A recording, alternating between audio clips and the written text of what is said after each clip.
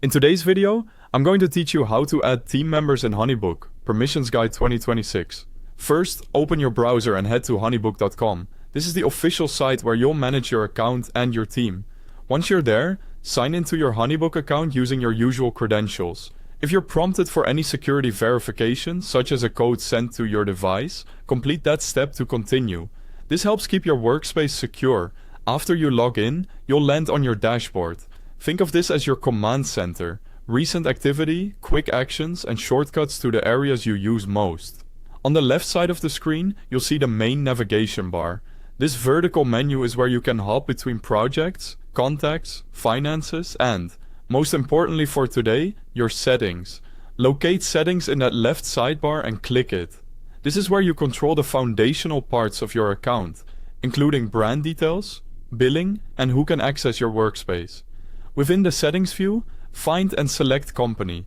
The company section is designed for ownership level items that affect your entire organization, not just a single project. Inside company, choose teams. This is the hub for managing access.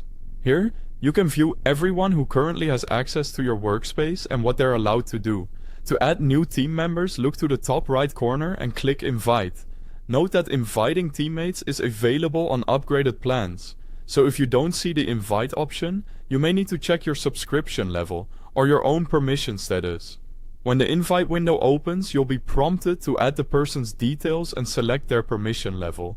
Choose the access that matches their role. For example, you might allow someone to collaborate on projects without viewing financials. Or you might give broader access to someone who manages proposals and payments.